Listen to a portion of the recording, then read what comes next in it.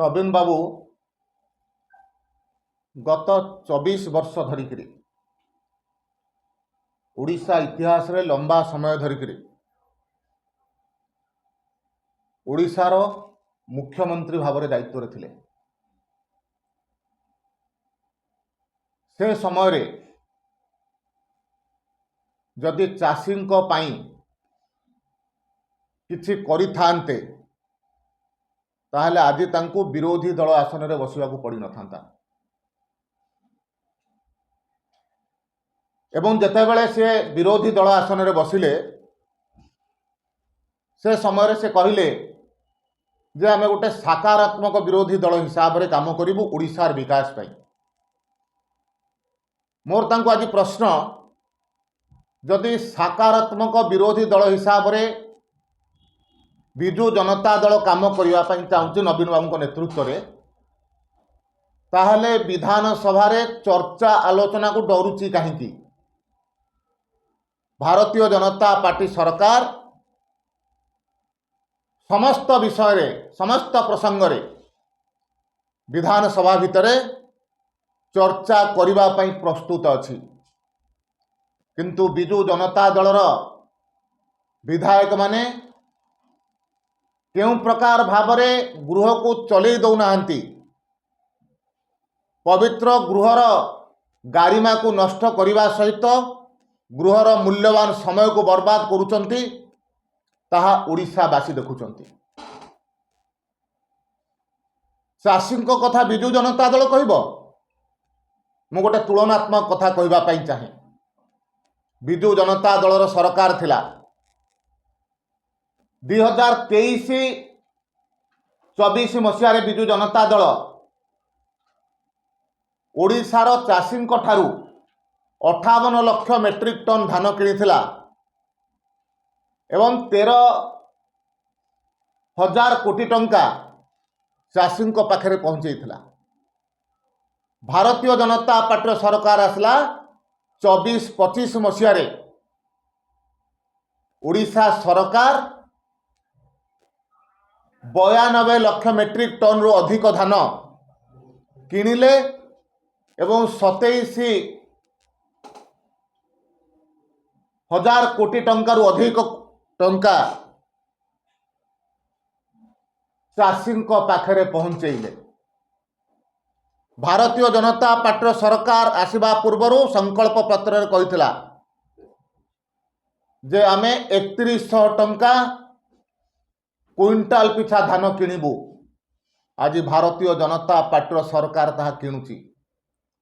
सेमानंक सरकार समय रे जेतिके धान सेमाने किणुथिले सरकारी भाव में तार 1.5 गुण धान भारतीय जनता पार्टी सरकार किणुची। भारतीय जनता पार्टी जिते विरोधी दल रे थिला, धान किणा को ठीक ठाक करने सुनियंत्रित करने एक दायित्व संपन्न विरोधी दल भाव में विरोधी दल नेता तत्कालीन विरोधी दलर नेता आरंभ करी समस्त विधायक मंडी बुलुथिले, मंडी को तदारख करुथिले। आज जितेबाला भारतीय जनता पार्टी सरकार आसीची सेतेबाला मान्यवर मुख्यमंत्री ठारू आरंभ करी मंत्री एवं विधायक माने मंडी की जाउचंती, मंडी रे चाषी मानकर सुविधा असुविधा धान किणा को मध्य तदारख करुचंती। श्रृंखलित करिया पई भरपूर चेष्टा भारतीय जनता पार्टी सरकार करुची। एक दायित्व संपन्न विरोधी दलर नेता हिसाब रे मुख्यमंत्री थिबा समय हो कि विरोधी दलर नेता हिसाब रे केतेटा मंडी को गलेनी, केते चाषी सुविधा असुविधा बुझिलेनी, ए कथा ओडिशावासी सामने कहबार आवश्यकता अछि। चाषी कल्याण पई विजु जनता दल करिछि कोन, तार उत्तर ओडिशावासी को प्रथमे दबा दरकार। मु मने पकई दउछि, विजु जनता दल कालिया योजना कथा कहूथला 2018 मसीह रे पुरी रे कहूथला आमे 10,000 टंका दबु चाषी को कालिया योजना रे। से 10,000 टा तो 10,000 देले नहीं, कमिक 4,000 रे पहुंची गला एवं प्रति किस्ती बेलू को ଚାଷୀଙ୍କର ସଂଖ୍ୟା ମଧ୍ୟ କମି କମି ଆସିଲା। ନରେନ୍ଦ୍ର ମୋଦି ମାନ୍ୟବର ପ୍ରଧାନମନ୍ତ୍ରୀ କହିଲେ PM କିଷାନରେ ଆମେ 6,000 ଟଙ୍କା ଦେବୁ,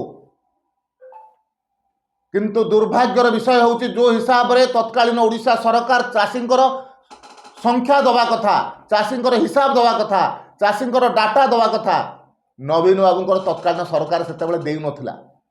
ଓଡ଼ିଶାର ଚାଷୀ କ୍ଷତିଗ୍ରସ୍ତ ହେଉଥିଲେ। 24 ବର୍ଷର ସରକାର ଭିତରେ କେତେଟା କୃଷି ମହାବିଦ୍ୟାଳୟ କରିଥିଲେ। ଆଜି ଭାରତୀୟ ଜନତା ପାର୍ଟିର ସରକାର ମୋହନ ମାଝୀଙ୍କ ନେତୃତ୍ୱରେ 2ଟି କୃଷି ମହାବିଦ୍ୟାଳୟ କରିବା ପାଇଁ ଯାଉଛି, ଗୋଟିଏ ବଲାଙ୍ଗୀରରେ, ଗୋଟିଏ ମୟୂରଭଞ୍ଜରେ। 24 ବର୍ଷର ସରକାର ଭିତରେ କେତୋଟି ପଶୁ ଚିକିତ୍ସା ମହାବିଦ୍ୟାଳୟ କରିବା ପାଇଁ ଚେଷ୍ଟା କରିଥିଲେ।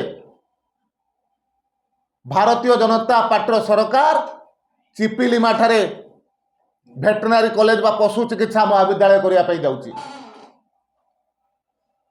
24 ବର୍ଷର ସରକାର ଭିତରେ କେତୋଟି ମତ୍ସ୍ୟ ବିଜ୍ଞାନ ମହାବିଦ୍ୟାଳୟ ଖୋଲିବା ପାଇଁ ଚେଷ୍ଟା କରିଥିଲେ ବା କରିଥିଲେ। ଭାରତୀୟ ଜନତା ପାର୍ଟିର ସରକାର ସୋନପୁର ଠାରେ ମତ୍ସ୍ୟ ବିଜ୍ଞାନ ମହାବିଦ୍ୟାଳୟ ଖୋଲିବା ପାଇଁ ଯାଉଛି। ଭାରତୀୟ ଜନତା ପାର୍ଟିର ସରକାର କୃଷକଙ୍କ କଲ୍ୟାଣ ପାଇଁ ସମର୍ପିତ ସରକାର। ତେଣୁ ଭାରତୀୟ ଜନତା ପାର୍ଟିର ସରକାର କୃଷିର ବିକାଶ ପାଇଁ, କୃଷକଙ୍କ କଲ୍ୟାଣ ପାଇଁ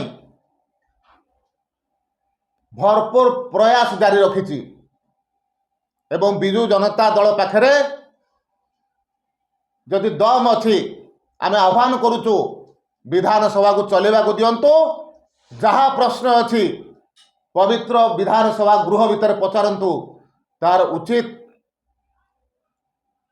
ଜବାବ ଭାରତୀୟ ଜନତା ପାର୍ଟିର ଦେବେ ଏବଂ ବିଚାରକ ଭାବରେ ଓଡ଼ିଶାବାସୀ ତା ଉପରେ ବିଚାର କରିବେ। ବିଜୁ ଜନତା ଦଳ ଆଇନ ଶୃଙ୍ଖଳା କଥା କହିବ। ଯେଉଁ ସରକାର ସମୟରେ ତାଙ୍କ ଦଳର କ୍ୟାବିନେଟ୍ ମନ୍ତ୍ରୀ ସୁରକ୍ଷା ପାଉନଥିଲେ, ଦିନ ଦ୍ୱିପହର ହତ୍ୟା କରାଯାଉଥିଲା।